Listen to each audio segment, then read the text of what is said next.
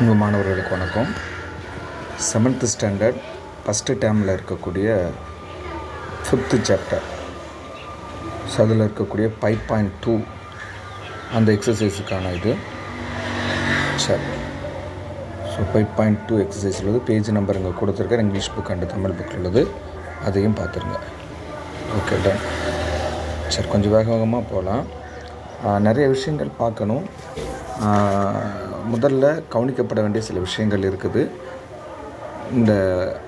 முதல்ல டிரான்ஸ்வர்சல்னால் என்ன, குறுக்கு வெட்டினா என்ன அப்படிங்கிற முதல்ல தெரியணும். உதாரணத்துக்கு 2 கோடு இருக்குன்னா, ஸோ அதுக்கு இடையில் வரையக்கூடிய ஒரு கோடு, ஸோ அதான் intersect 2 lines R distinct points அப்படின்னா வேறு புள்ளியில் அது வெட்டினா தான் அதுக்கு பேர் டிரான்ஸ்வர்சல் அப்படிங்கிறது.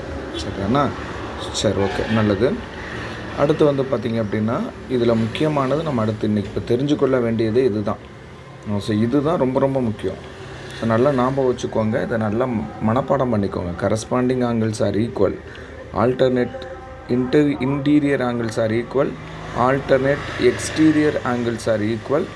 அடுத்து sum of co interior angles are 180, sum of co exterior angles are 180 degree. இது என்ன ஏது அப்படிங்கிறத நான் பின்னால் சொல்லுவேன். பட் மறந்துடக்கூடாது எதெல்லாம் ஈக்குவல் அப்படிங்கிறது. ஸோ ஈக்குவல் பட் 180 வருது. ஸோ கரஸ்பாண்டிங் ஆங்கிள்னால் என்ன, ஆல்டர்னேட் இன்டீரியர் ஆங்கிள்னால் என்ன, ஆல்டர்னேட் எக்ஸ்டீரியர் ஆங்கிள்ஸ்னால் என்ன, கோ இன்டீரியர் கோ எக்ஸ்டீரியர்னால் என்ன சொல்லி தருவோம். சரியா?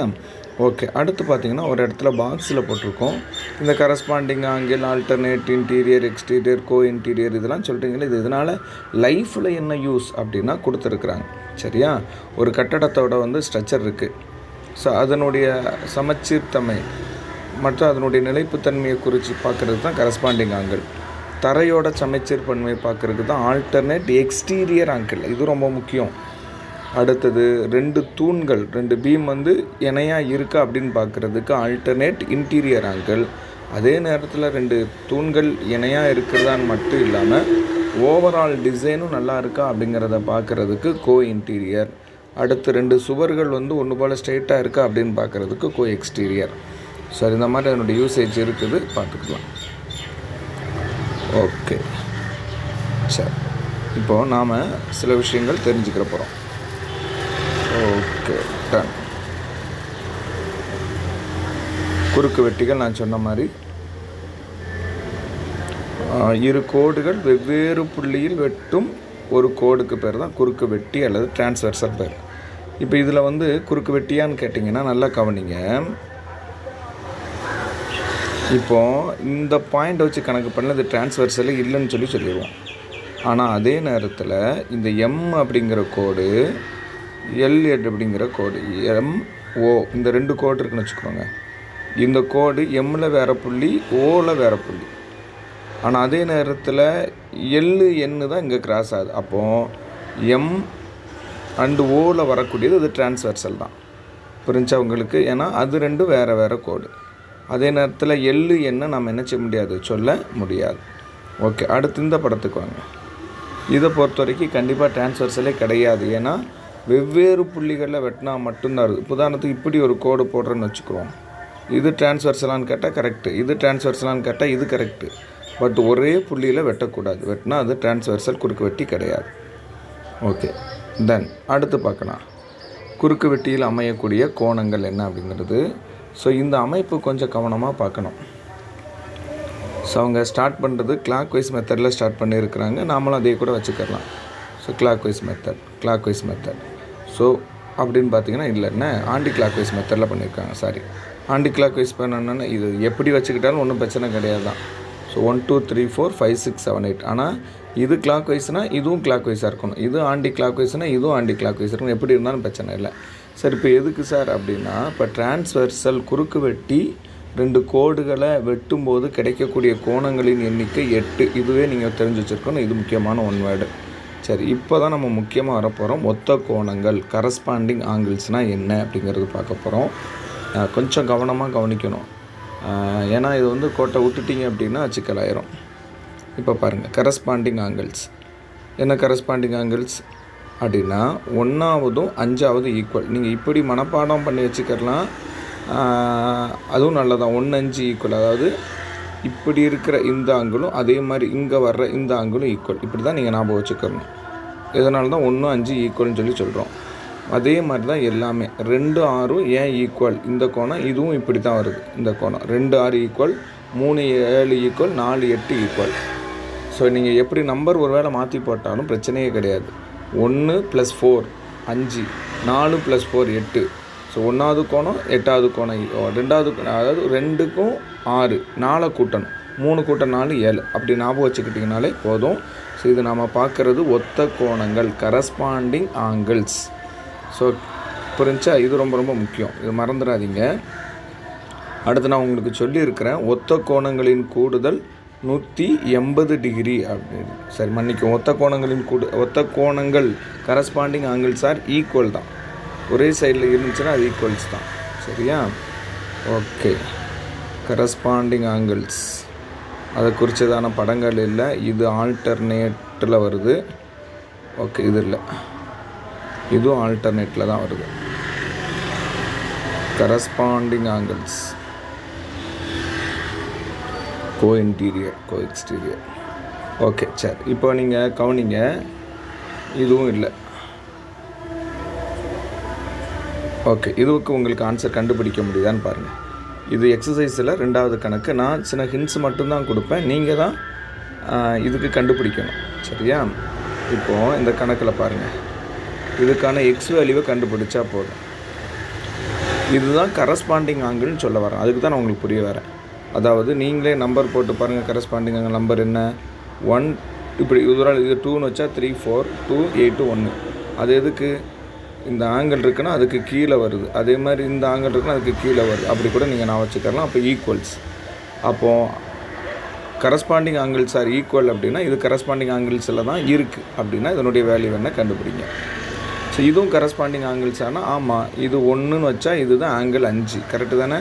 ஸோ அப்போ இது கரஸ்பாண்டிங் ஆங்கிளில் தான் இருக்கா, இருந்தால் இதனுடைய வேல்யூ என்ன. அடுத்த கணக்கு, இதுவும் கரஸ்பாண்டிங் ஆங்கிளில் இருக்கா அப்படின்னா நீங்கள் நல்லா யோசித்து பாருங்கள். அந்த படங்க மறுபடியும் வரைஞ்சு பாருங்கள்.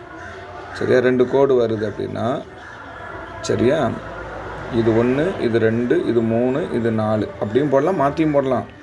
இங்கே 5 6 7 என்ன சொன்னேன், 3 7 கரஸ்பாண்டிங் ஆங்கிள் தான். ஆமாம் கரெக்டு. அப்போ கரஸ்பாண்டிங் ஆங்கிள்னா அப்போ இதனுடைய வேல்யூ என்ன, கரஸ்பாண்டிங் ஆங்கிள்ஸ் ஆர் ஈக்குவல். 90னா 90, 20னா 20 இருக்கும். அடுத்ததுமே வாங்க, என்ன சொல்லியிருக்கு, ஓடியாங்க மேலே போங்க, ஓடியாங்க மேலே போப்பேன். இதுவும் கரஸ்பாண்டிங் ஆங்கிள்ஸாக இல்லையான்னு சொல்லி பாருங்கள். ஆமாம் ஒன்று தான். ஏன்னா நம்ம கிளாக் வைஸில் எடுத்தோம் அப்படின்னா 1 2 3 4, அதே மாதிரி இதுவும் கிளாக் வைஸ் எடுத்தோம்னா இது 4 இது 8. அப்போ கரஸ்பாண்டிங் ஆங்கிள் தான், கரஸ்பாண்டிங் ஆங்கிள்ஸ் ஆர் ஈக்குவல். அப்போ என்ன ஆன்சர் வரும்? டக்குன்னு இதை செஞ்சுருக்கணும், அதுதான் முக்கியம். அடுத்து இது வந்து பார்த்திங்கன்னா ரைட் ஆங்கிள், செங்கோண முக்கோணம் இருக்குது. செங்கோண முக்கோணம் அப்படின்னாலே நமக்கு எல் சைஸில் வரும்.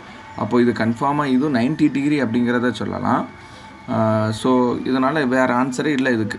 இது 2 ஈக்குவல் அப்படிங்கிறதும் தெரியும், ஏன்னா கரஸ்பாண்டிங் ஆங்கிள்ஸ். சரி தானே? ஸோ இப்போ கரஸ்பாண்டிங் ஆங்கிள்ஸ்னால் என்ன, கரஸ்பாண்டிங் ஆங்கிள்ஸ் ஈக்குவல்ஸ் அப்படிங்கிறனால உங்களுக்கு இதை வச்சு கண்டுபிடிக்க தெரியும். Okay done. நம்ம அடுத்து போகலாம். இதை டெலீட் பண்ணிடுவோம், இல்லைன்னா நமக்கு திரும்ப வந்துட்டுருக்கோம் அதே கேள்வி தான். Okay done. இங்கே வருவோம். அடுத்து நம்ம ஆல்டர்னேட் ஆங்கிள்ஸ்னால் என்ன அப்படிங்கிறத பார்க்க போகிறோம். ஒன்று விட்ட உட்கோணங்கள், ஒன்று விட்ட வெளிக்கோணங்கள் அப்படிங்கிறது ரொம்ப ஈஸி. சரி இங்கே பாருங்கள், இந்த படத்தை பாருங்கள். ஒன்று விட்ட அப்படின்னாலே என்ன அர்த்தம் அப்படின்னா, இந்த பக்கம் இருந்துச்சுன்னா இந்த பக்கம் வரணும். கோட்டுக்கு அந்த சைடுனா கோட்டுக்கு இந்த சைடு வந்தால் தான் அது ஒன்று விட்டன்னு அர்த்தம்.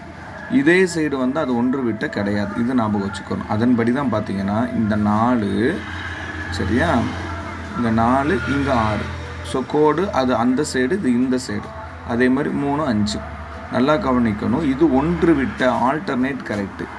இன்டீரியர் உட்கோணங்கள் அப்படின்னா இந்த 2 கோட்டுக்கும் உள்ளேயே அமைஞ்சிருது, கோட்டுக்கு வெளியே போகலை. அதனால தான் இதுக்கு பேர் உட்கோணங்கள் பேர், ஒன்று விட்ட உட்கோணங்கள் அப்படின்னு. ஓகே அடுத்து வாங்க, இது ஒன்று விட்ட வெளிக்கோணங்கள். முதல்ல ஒன்று விட்ட ஆல்டர்னேட் இருக்கா? ஆமாம், இங்கே வெளியே இது அந்த சைடு, கோட்டுக்கு அந்த சைடு, இது கோட்டுக்கு இந்த சைடு. சரிதானா? அதே மாதிரி கோட்டுக்கு இது இந்த சைடு, இதுக்கு இந்த சைடில் இருக்குது 8. சரி, வெளிக்கோணங்கள் ஏன் சொல்கிறோம்? இந்த 2 கோட்டுக்கு வெளியே இருக்குது, அதனால் ஒன்று விட்ட வெளிக்கோணங்கள் அப்படின்னு சொல்கிறோம். சரி, இப்போ இந்த கணக்குகளை வச்சு செஞ்சால் உங்களால் செஞ்சிட முடியுமா அப்படின்னு. அதே நேரத்தில் இங்கே வாங்க, இன்னொரு விஷயங்களும் சொல்லியிருக்கிறாங்க.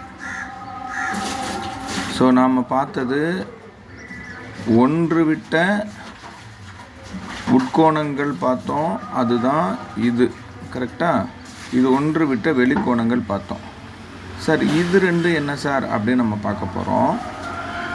கோ இன்டீரியர், கோ எக்ஸ்டீரியர். அதனால் கோ இன்டீரியர் அப்படின்னா ரொம்ப கவனமாக கவனிக்கணும், இந்த இடத்துல தப்பு வர வாய்ப்பு இருக்குது.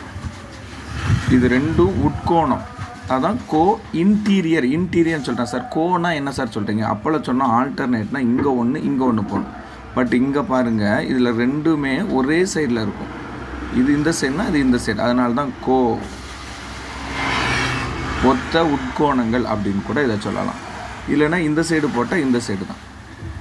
ஸோ அதனால் இது என்னது? Co interior. நான் என்ன சொல்லியிருக்கேன்? Sum of co interior angles are 180 degree. அதை மறந்துடக்கூடாது. இது வரைக்கும் நாம் பார்த்த கரஸ்பாண்டிங் ஆங்கிள்ஸ் ஆர் ஈக்குவல். ஒத்த கோணங்கள் சமம். அது 135னா 135, 45னா 45, 35னா 35, அது பிரச்சனை இல்லை. ஒன்று விட்ட உட்கோணங்கள், ஒன்று விட்ட வெளிக்கோணங்கள். So alternative interior and alternative exterior angles are equal. So ஒன்று என்ன மதிப்பு இருக்கோ அதே மதிப்பு. ஆனால் இங்கே 2ஐயும் கூட்டினா 180 வரும். அடுத்து இதை பாருங்கள், கீழே உள்ள படம் ஒரே சைடு தான் இருக்குது. சொல்லப்போனால் இது கரஸ்பாண்டிங் ஆங்கிள்ஸாகவும் இருக்குது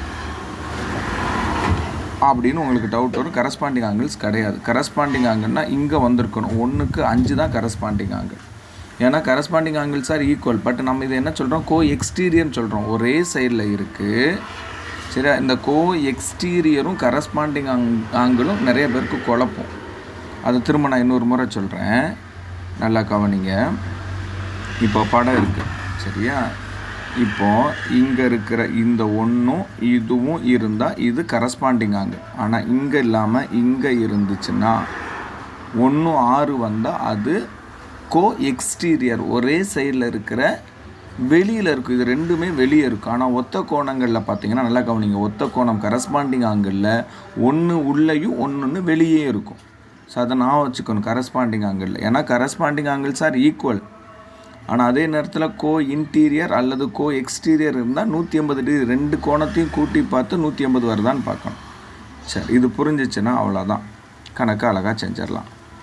ஓகே, எந்த கணக்குக்கு போகலான்னா இங்கே பாருங்கள், நல்லா கவனிங்க. இதுக்கு நீங்கள் எனக்கு ஆன்சர் பண்ணணும். ஆன்சர் பண்ணி குரூப்பில் மெசேஜ் போடுங்க. என்னது அப்படின்னா, இது 30 டிகிரி, இது 30 டிகிரி. எப்படி sir 30 degree? Sir alternative angles are equal சொல்லியிருக்கிறேன். சரியா? யாராச்சும் புத்திசாலித்தனமாக இதற்கு சொல்லலாம். என்ன சொல்லலாம்? இதுக்கு எத்தனை வரும்? சும்மா இது வந்து நம்ம ஆல்டர்னேட்டிவ் அதான் பார்த்துட்டு இது 150 வரும். ஏன்னா நேர்கோட்டினோட கோணங்கள் 180 வரும். அப்போ ஒன்று தெரிஞ்சாலே படிச்சிடலாம். இப்போ அதை விட்டுருங்க, அது நமக்கு தேவையில்லை, இப்போதைக்கு தேவையில்லை. சரி சார், இப்போ நல்லா கவனிங்க. இதுதான் ஆல்டர்னேட் இன்டீரியர். ஏன்னா இன்டீரியர்னால் நம்ம என்ன சொல்கிறோம்? அந்த பாக்ஸ் 2 கோடை விட்டு வெளியே போகலை, உள்ளேயே தான் இருக்குது. ஆனால் அதே நேரத்தில் கோட்டுக்கு அங்கிட்டு இங்கிட்டு இருக்குது. இதுவும் அதே தான், கோட்டுக்கு அங்கிட்டு இங்கிட்டு இருக்குது. ஆனால் 2 கோட்டுக்கு உள்ளே இருக்கிறனால இது எல்லாமே ஆல்டர்னேட் இன்டீரியர் ஆங்கிள். சரியா? ஒருவேளை இது 45 டிகிரியாக இருந்தால் இது என்ன வரும்? ஆன்சர் பண்ணுங்கள், ஆன்சர் பண்ணணும். சரியா சார்? பார்ட் 1 வீடியோவுக்கான ஆன்சர் அப்படின்னு சொல்லி போடுங்க. சரியா? அடுத்தது ஆல்டர்னேட் இன்டீரியர் தலைப்பு போட்டு போடுங்க. இது ஒருவேளை 65 இருந்தால் இது என்ன தான் இருக்கும்? போட்டு போடுங்க. சரியா? அதே மாதிரி தான் இதுவும். சரி, அடுத்து இங்கே பாருங்கள்.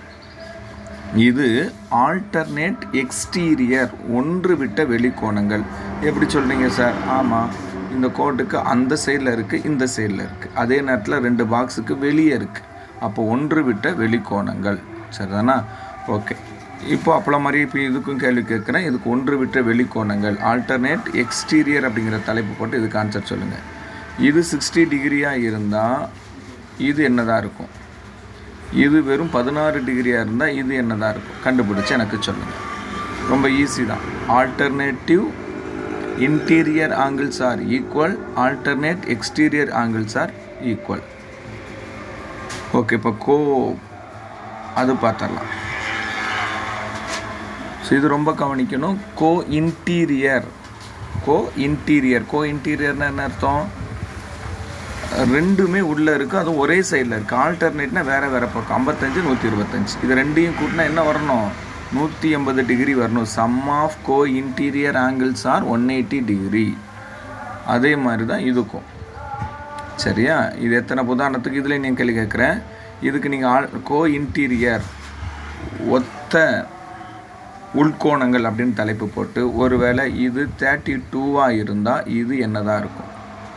இது கொஞ்சம் யோசித்து போடணும். ஏன்னா sum of co interior angles are 180. அப்போது என்ன வரணும் அப்படிங்கிற பார்த்து போடுங்க. இது 54 இருந்தால் இதுக்கு என்ன வரும் கண்டுபிடிச்சி சொல்லுங்கள். Okay, done. அடுத்தது